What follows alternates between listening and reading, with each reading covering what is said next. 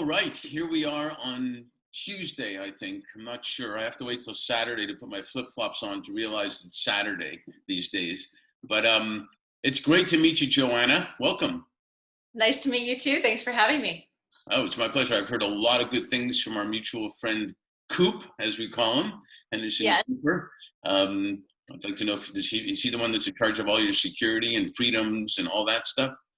I wish. Yeah, when I need security, I would know who to call for sure. Absolutely. So it would be great, obviously, if you could kind of formally introduce yourself, a little bit about what you do, and then we can chat.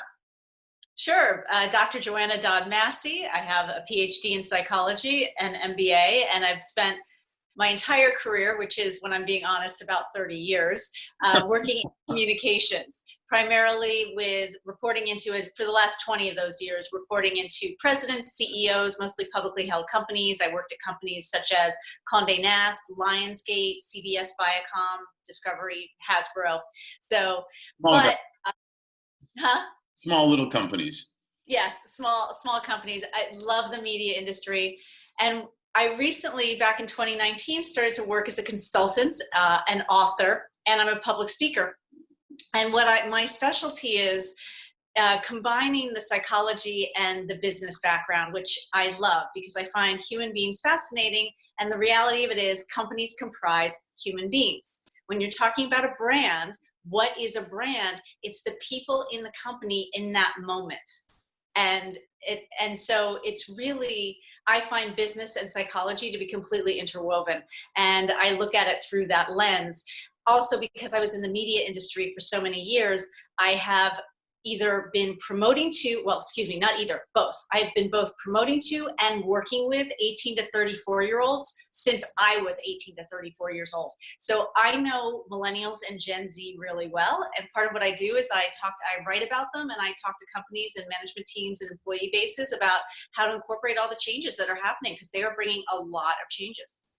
You think, like, with what's going on in the world right now about amazing stuff, and who would have thought, well, we'll get into it, but who would have thought, we thought we had enough on our hands with just workplace, and then pandemic, and then racial injustice. I mean, Mother Nature's just saying, just handle it all at the same time. So, but I have a question.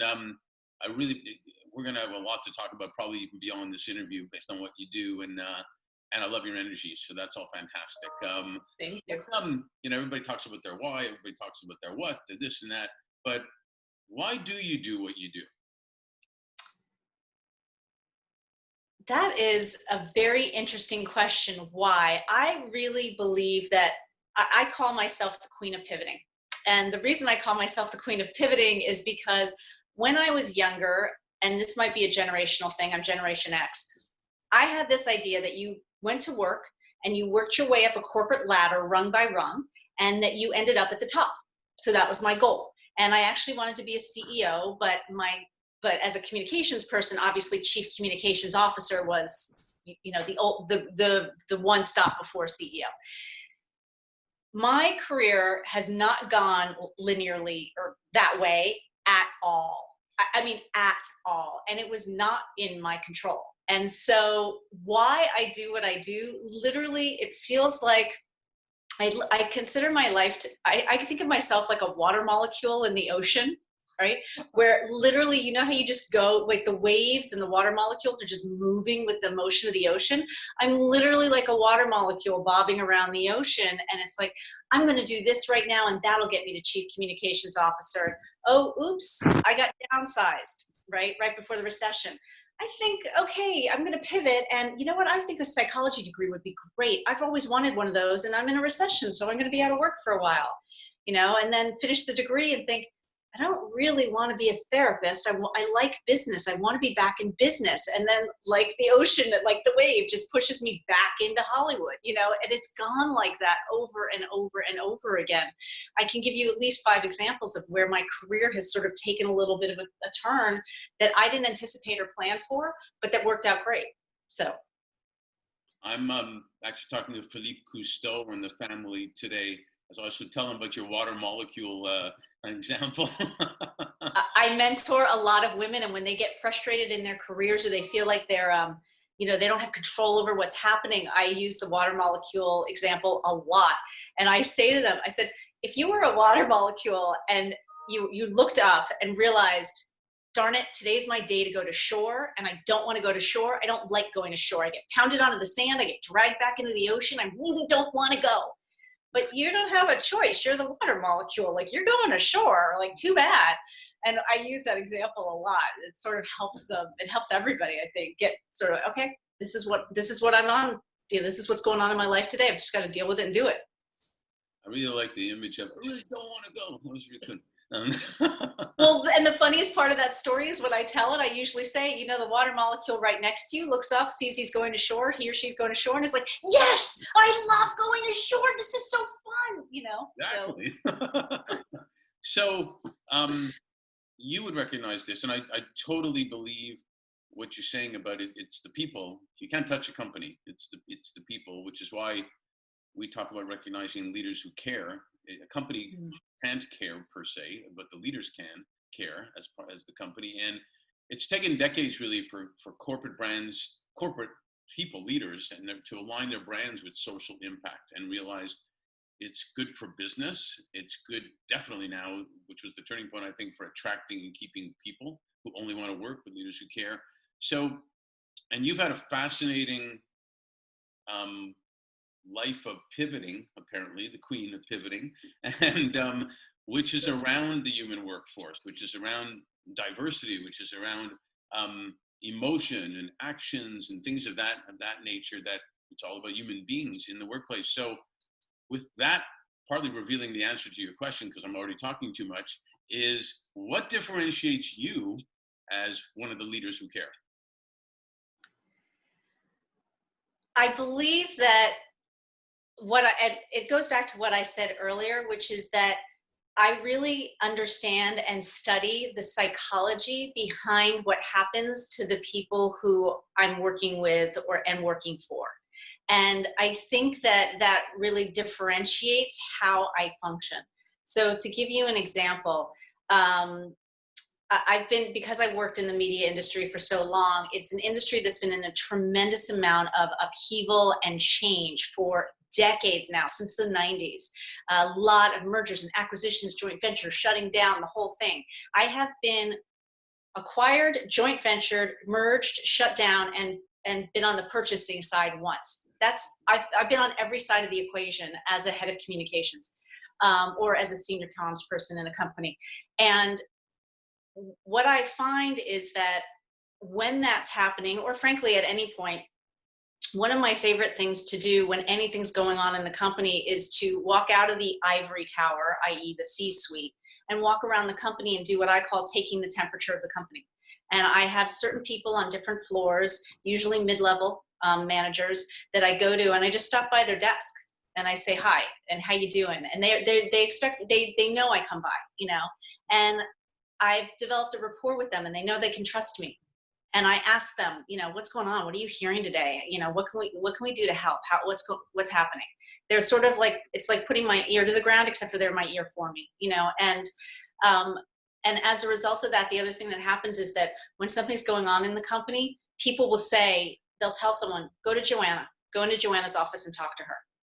And we used to call it Joanna's couch. I had a corner office, or, a big office, and I've always had couches and seats and stuff like that. And so, people will come in and they're like, can I tell you something, or I need to talk, or I need your advice, or whatever, and I'll sit down with them, and they know that I'm a good sounding board, that I'm rational, that I do represent senior leadership, but at the same time, I understand them. I understand where they're coming from. I have empathy for them, and I want to help. And that's the psychology side of it, because really I wrote a book called Communicating During a Crisis, Influencing Others When the Stakes Are High. And communicating and influencing are two different things. And when you need to influence somebody, I broke it into a 3-step process. I believe in simplicity. I really do. I broke it into 3 steps. One is understand somebody. I ask them what's going on. I want to understand their perspective, not mine. I know my perspective. I want to know theirs. The second thing is relate to them. When have I been in a position similar to them where I've thought the way they have, or at least had a similar experience? Maybe not the exact same thing, but similar, so I can relate and I can say, I've been through something similar. I understand what you're saying. I hear you, and then talk to them, be transparent, be truthful, give them information so that they can then make their own decision, but from a place of mutual understanding, because there's no defensives, there's no attacking, there's no blaming or shaming. We're on the same playing ground, and I'm sharing with them, well, from leadership perspective, this is why we're doing what we're doing, and this is why that's happening. What do you think? Or how would you change it? I get their buy-in in that way. It's about how you communicate, not necessarily what you say. Well, that's not exactly true, but it's No, I know. people. Yeah. No, I know exactly what you mean. And, you're basically caring, and you're letting them know you're not just listening, which is critical, especially these days to listen, but you're really clear that you did hear them.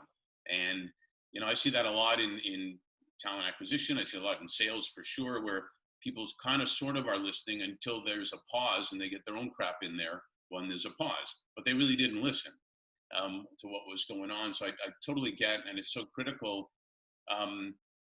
People just, they want to belong. One of the things I think that fills people's hearts and souls more than anything is belonging into a community, and it could be your company, it could be anything. So I totally, I think you're right on target on what you're talking about. And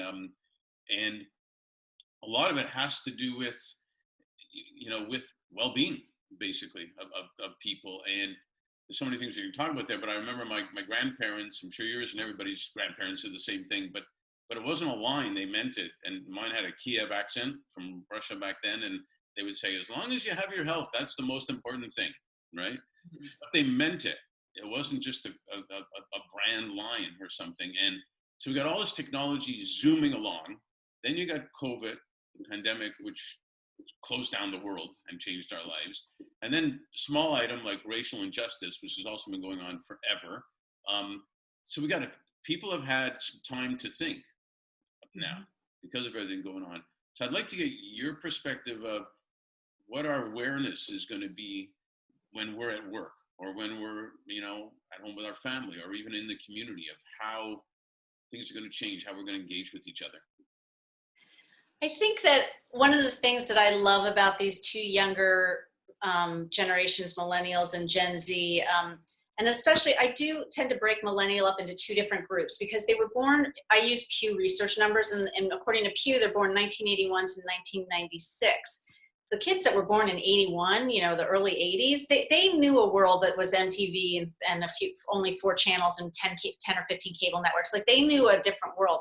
The younger ones, right, the ones who are like 30 and younger right now, they primarily knew a world with the internet and cell phones and things like that, and email. Gen Z, however, which was born 1997 until 2012, according to Pew, they've only known a digital world. And these kids are digital natives, and they know how to use it, and they use it against the adults. And I mean that in the best possible way.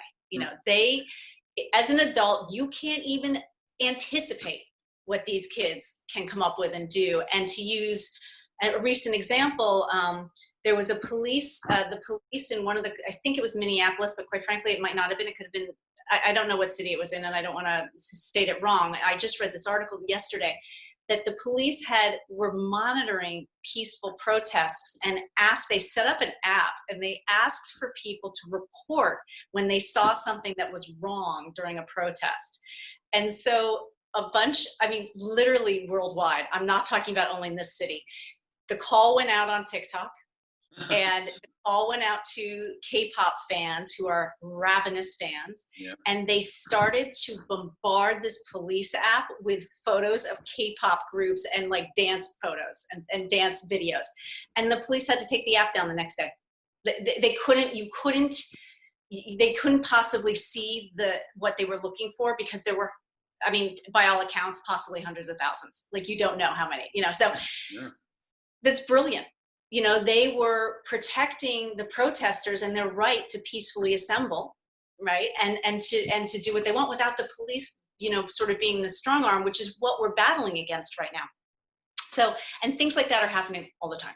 So I do believe that this generation, both of these generations, but Gen Z in particular, they have we've given them a megaphone, which is digital media and social media, and they know how to use it. And they have something that no other generation before them had. When my generation protested something, as a 20-something, and I wanted to protest something, I went out there. We contacted the local news. We contacted the local newspaper. If they showed up, we were lucky. Getting your voice. There were major gatekeepers between you and the rest of the world. Today, no gatekeepers.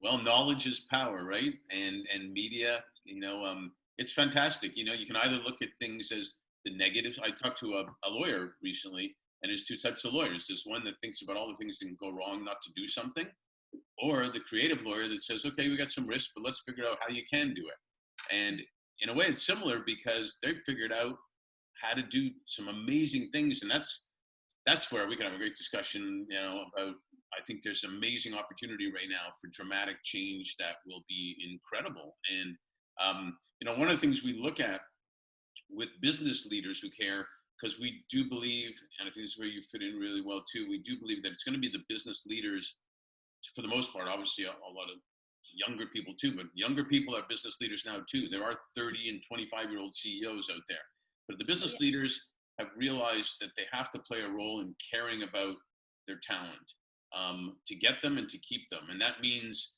a combination of their financial well-being, their physical well-being, and their mental well-being. Not just give them a bunch of money and you don't care about the planet, and not just care about the planet, but we have no money. You can do both. And that truly is a leader who cares. So what's your take on what their role is to give their people, their talent, those three well-beings, if you will?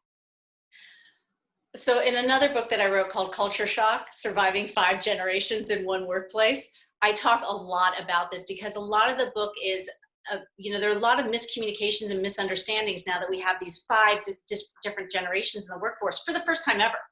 There's a way different, an 18-year-old thinks very differently than an 80-year-old, and we have both of those in the workplace, especially in offices, in politics, in Hollywood, in finance, and in medicine. So anyway, the thing is that what these 2 generations demand is transparency, right? Think about it. This is, Gen Z is nicknamed iGen, right? They're used to having answers right here in the palm of their hand immediately. They expect that from their companies, the companies they work for and the companies they buy from, right? So they want transparency, and they want to know what you stand for, because that's going to inform them as to whether or not they're going to buy from you and whether or not they're going to work for you. Right. And it's super important. And it hasn't taken, most of corporate America caught on to this really quickly. So if you look at Nike, for example, there's a research poll that Piper Jaffray does every year. It's team preferences. I haven't seen the 2019 poll yet, but the 2018 team preferences, #1 clothing brand was Nike. Nike is out there as being very, very liberal company. The #1 fast food or food chain was Chick-fil-A. Chick-fil-A is highly conservative company. In their mission statement, they say our mission is to serve God. Yeah. So neither company hides their political agenda. Both companies support that agenda. Both companies are extremely popular. In my view, it's not necessarily about politics, although it can be. It's really about, I just want to know what you stand for so that I can make a decision about whether or not I'm going to use that. And whenever I'm talking to management teams as a consultant or as a corporate speaker, I always tell them, we used to have this thing. I come from the generation, I know it. If you're Gen X, you're a boomer. If you're the silent generation, I know where you come from. Silence, they're on a need to know basis type thing. Not anymore. If you don't give them the information, they're going to get it from outside. And if they get it from outside, it's going to be wrong. It's not going to have your spin on it. And on top of that, your workforce is your mouthpiece. They are your best advocates. Don't waste that opportunity. Absolutely. I compare a lot of things to sports, and I always found it that, and they say young people want feedback like yesterday. They want it right away. You don't wait for the annual evaluation. And it's the same thing in sports. When I played or when coached, mostly hockey, we gave the feedback immediately on what happened on the ice or on the field. And then that was great. And it wasn't like if you made a mistake on your bench, you're not going to play ever, because the best return on investment on that player or the employee is to put them back in there and say, I trust you, go get them. we need you. If you Yep. fire them or ostracize them, you've lost your return on investment. So I love the fact that young people want immediate feedback. Sometimes they want a ton of it, but they want immediate feedback. Um, by the way, we have a new term for the gens. I guess I'm in one of those the top gens now, where it's now vintage instead of seasoned or senior or old or ancient or dead. It's mostly vintage. Vintage. Okay, good to know. Got it. um, Yeah. so one last thing. Pretend I'm a graduate, high school, college, doesn't matter, and I'm really pissed off because I didn't get to go to my graduation. I wanted to take my girlfriend in a limousine to the prom. Can't do that now, and stay up all night and da da da. And so I come to you and say, like, this is crazy. What now? What next? What do you tell me? I tell you to, well, two things. One is that, when life gets cloudy, go dance in the rain. Right. So, it's I mean, the old saying, when life hands you lemons, make lemonade. It's a little old at this point. So the new one is, when life gets cloudy or stormy, go dance in the rain. Right. You need to pivot, says the queen of pivoting. Right. Take what you've got and make the best of it. It's not what happens to you. It's the demonstration that counts. What do we do with the things that happen to us in life? Because remember, I'm the water molecule and I'm heading to shore whether I like it or not, because that's the way the energy of the ocean's moving me that day. And then in terms of, I think, general life advice, I love to tell people, especially young people, intolerance met by intolerance only leads to more intolerance. So if you understand the other person's perspective, if you relate to them and as a human being, and then give them facts and empower them to make their own decision. Brilliant. Great place to complete this part. Thank you so much, Joanna. Or should I call you Doc? Should I call you Queen? Or call you Doc? Or call you Joanna? Yeah, right. No, Joanna's good. I actually worked at one place where my colleagues used to call me Dr. J, and I was like, I think that's taken, but okay. It's taken. Totally. Thank you so much. That was fantastic. Thank you. I really enjoyed it.